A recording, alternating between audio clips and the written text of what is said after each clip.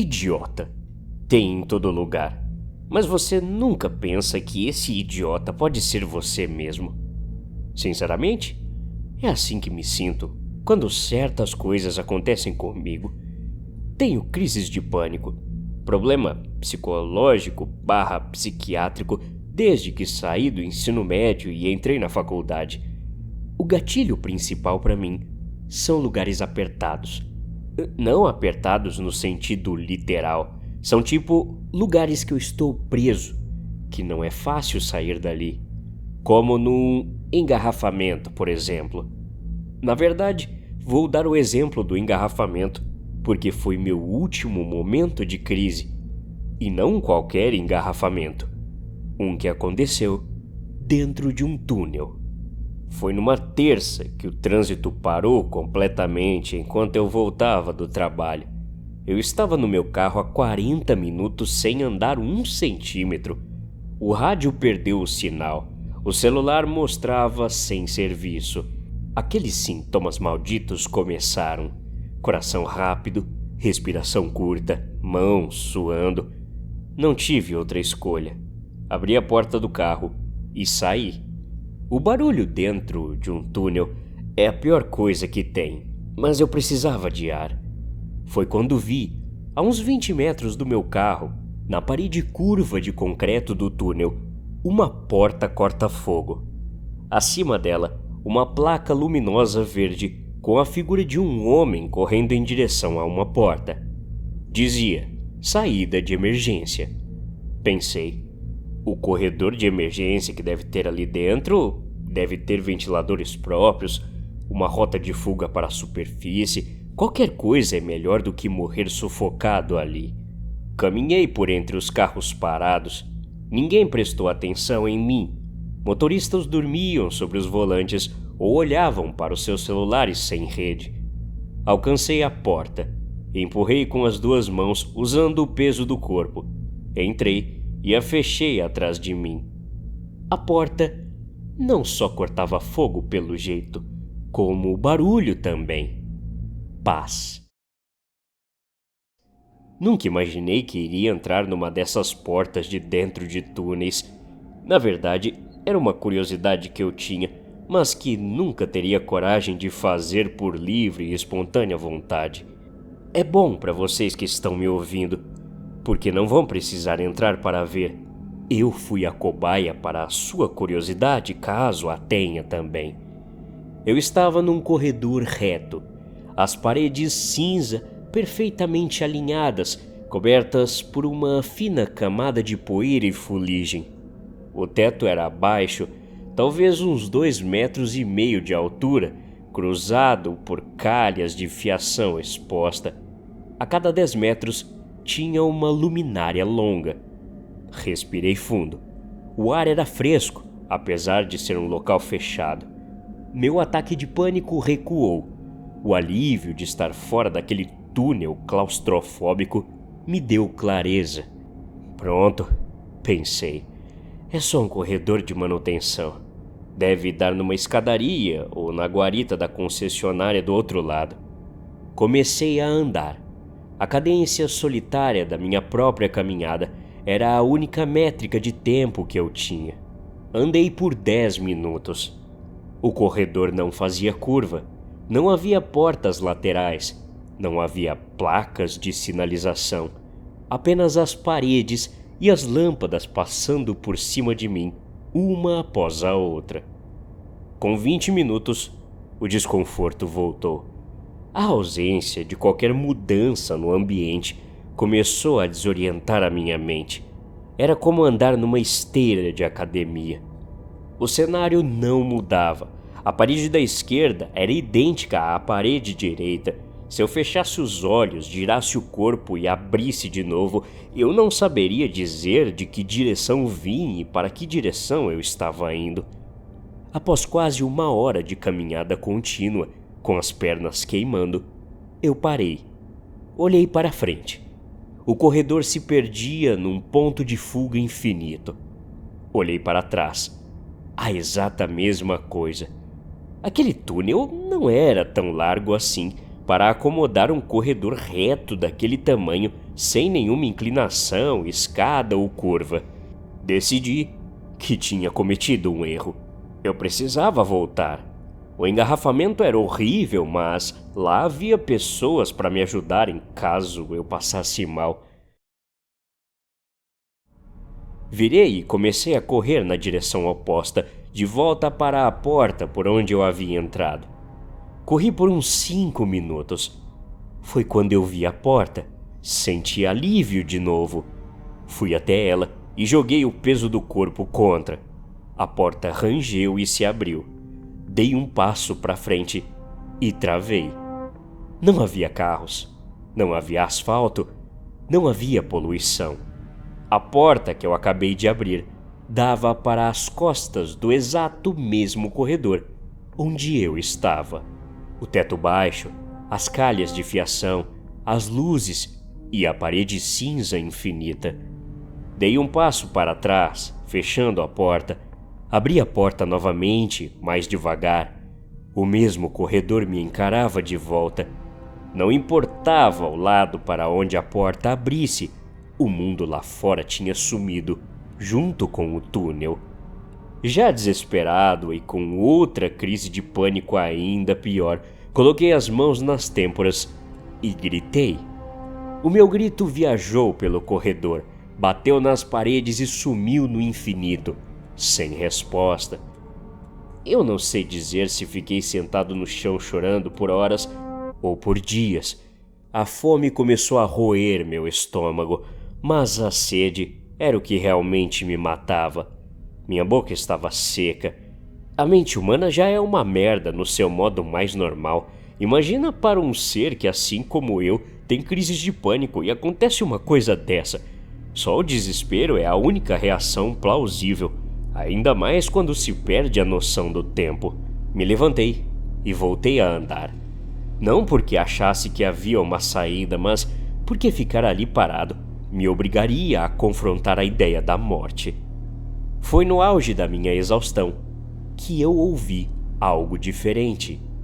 Um arranhão. Parei, prendi a respiração. O som vinha mais à frente. Andei devagar, nas pontas dos pés. O medo de encontrar um monstro lutava contra a esperança ridícula de encontrar um ser humano. A uns 20 metros, a iluminação de uma luz mudou pela primeira vez, piscando, como se estivesse quase para queimar. Embaixo dela, vi uma fresta, uma porta entreaberta que não tinha notado antes. Era cinza igual à parede, se camuflando ali. O som de arranhão vinha de lá de dentro. Me aproximei, empurrei a porta de madeira com a ponta dos dedos. O lugar não era um corredor. Era uma salinha quadrada, talvez 3 por 3 metros. Parecia um antigo almoxarifado de manutenção elétrica. Havia carretéis de fio vazios e uma cadeira de plástico com uma das pernas quebradas. Além disso, um homem. Ele estava de costas para mim. Vestia um macacão azul de mecânico, daqueles usados também por frentistas ou operários de manutenção de rodovias, mas estava rasgado nos ombros e imundo. Ele segurava um pedaço de alguma coisa que acho que era gesso quebrado na mão direita e esfregava furiosamente contra a parede, murmurando coisas incompreensíveis. "Oi? Amigo?" falei. O homem parou de riscar a parede. O braço dele paralisou. Lentamente, ele girou o corpo para me olhar. O rosto dele era de pânico, assim como eu previ quando o vi riscando a parede daquele jeito. O homem baixou a mão com o pedaço de gesso, mas o pedaço não era branco, estava sujo de vermelho. As pontas dos dedos dele estavam em carne viva e ele usava o próprio sangue misturado ao pó para marcar as paredes. Olhei ao redor. A sala inteira, do teto ao chão, estava coberta por riscos. Não era um mapa, não eram mensagens de socorro. Eram milhares e milhares de portas em miniatura, desenhadas umas dentro das outras, formando labirintos. Oi, ele respondeu. Por favor, eu falei dando um passo para dentro. Eu não me importava se ele era louco ou um mendigo. Por favor, me diz que você tem água. Me diz que você sabe como sair daqui. A porta principal, ela fechou e não tem mais rua lá fora. Acho que estou um pouco perdido ou tem algo de errado com esse lugar. Falei. O homem se afastou da parede, sentou-se na cadeira de perna quebrada e apoiou os cotovelos nos joelhos. Não tá perdido não, chefe. E também não tem nada de errado aqui, ele disse. Aqui é diferente de lá de fora. Aqui é tudo perfeito. Tô mapeando a ala leste há 3 turnos. O encarregado mandou eu não sair daqui até achar a planta do sistema de ventilação. Ele falava como se estivéssemos numa obra normal, mas obviamente tudo que ele falava soava como loucura. A impressão que eu tinha era que ele, assim como eu, entrou ali um dia e nunca mais conseguiu sair, criando essa mentira na cabeça só para justificar estar preso naquele pesadelo interminável. Me aproximei dele com cuidado. Há quanto tempo você trabalha para a concessionária da rodovia? Como que o resgate não veio te procurar? Ele deu uma risada, coçando a barba. Trabalhar? Deus me livre. Eu sou autônomo. Sou corretor de imóveis. O meu chefe da imobiliária me mandou pro litoral fechar a venda de um terreno, mas tive que abandonar o carro. O meu coração disparou. Você também ficou preso no engarrafamento do túnel? Ele respondeu fazendo um sim com a cabeça. Pior trânsito da minha vida. Um calor dos infernos lá fora. A fumaça dos carros estava entrando no meu cérebro. O trânsito parou de vez por causa de uma batida bem no meio daquele túnel. Um caminhão de carga perdeu o freio e esmagou a traseira de um HB20. Quando lhe disse isso, eu parei de respirar. O meu carro, que eu havia abandonado no túnel com a porta aberta antes de fugir para cá, era um HB20. Eu lembro bem do desespero, o homem continuou. Porque eu estava muito atrasado. Tinha prometido buscar minha namorada no trabalho e jantar com os pais dela. Ela ia ficar bem brava. O quê? A minha namorada, a minha noiva, me mandou uma mensagem brigando comigo por estar atrasado 10 minutos antes de o trânsito parar completamente. Dei um passo para trás. Olhei para o homem de macacão sujo. Ele não é humano, a minha mente gritou.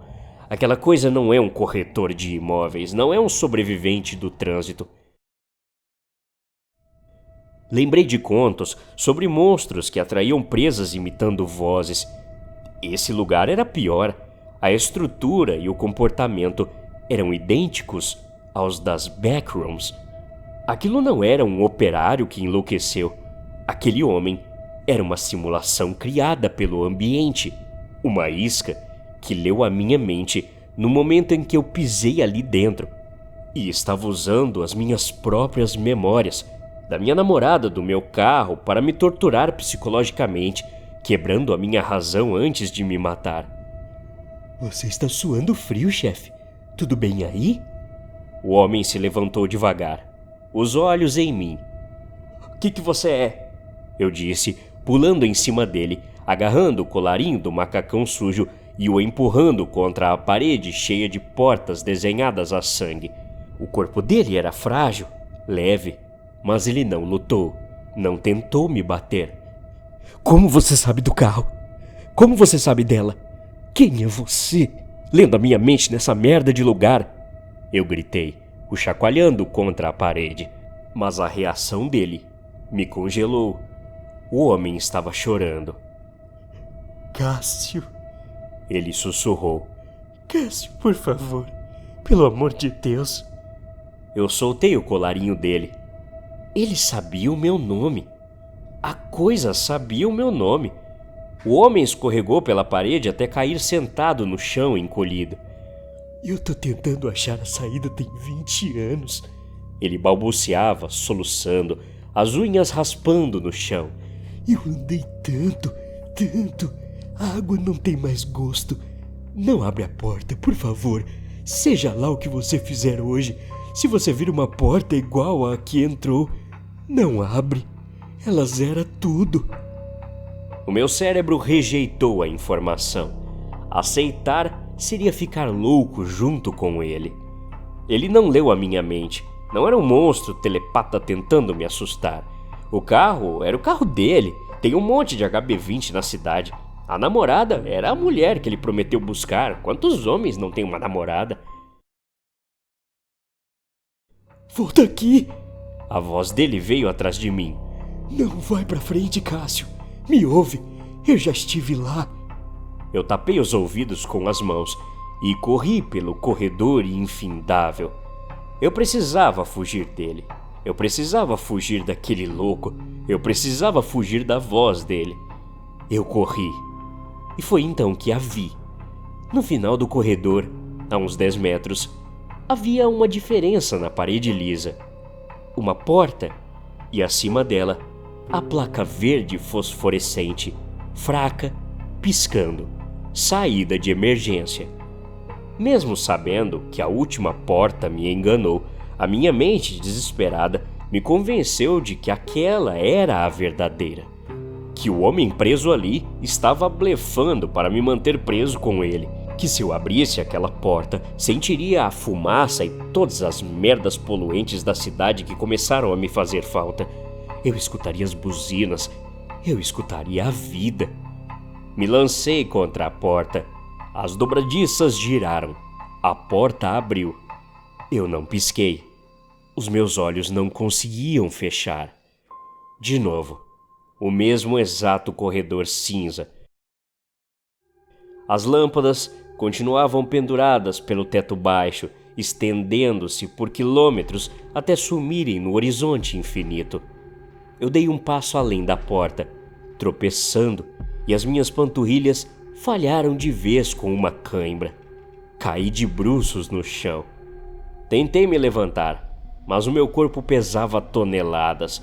Os ossos dos meus pulsos estalaram, a manga da minha camisa subiu, e a pele que eu vi no meu antebraço estava manchada por pontos marrons, as veias escuras e saltadas.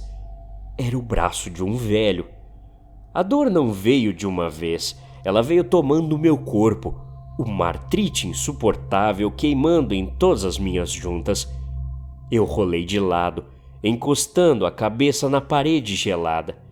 As luzes no teto piscaram numa sequência rápida, como se um disjuntor invisível tivesse sido desligado e religado, reiniciando.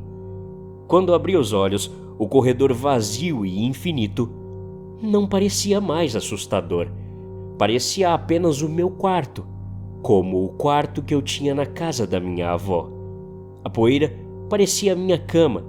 A sede na minha garganta não era mais um desespero, era uma companheira de anos. O tempo, aquele espaço entre os segundos que nos permite medir a vida humana, só sumiu. E estava tudo bem. Meus sapatos estavam destruídos nas solas de tanto andar no círculo infernal daquelas luzes sem fim. Minhas unhas estavam quebradas, compridas, amarelas. Senti um volume no bolso da calça. Puxei devagar. Era um pedaço de gesso, arrancado de alguma junta do teto caído muito tempo atrás. A minha mente, o que restou dela, agarrou-se a um fragmento de lembrança que já não parecia mais meu, mas que eu sabia que precisava guardar. Uma sala quadrada, uma cadeira quebrada e uma tarefa importante. Eu precisava mapear as saídas. Não podia esquecer. Se eu esquecesse a quantidade de portas, eu sumiria. Arrastei meu corpo pelo chão, entrando na salinha de serviço logo em frente à porta que estava aberta no corredor. Encontrei um canto no bloco de cimento, raspei o gesso na parede e comecei a desenhar a borda retangular de uma maçaneta. Eu não parava. Eu não sei se dormi ou se apaguei. Fui despertado não pelas luzes, que nunca desligavam, mas por um som naquele nada. Um som que eu não ouvia há uma vida inteira. Passos. E o rangido da porta se fechando lá no fundo. A minha mão parou de riscar a parede no meio do contorno de uma fechadura em formato de infinito. O pedaço de gesso caiu dos meus dedos.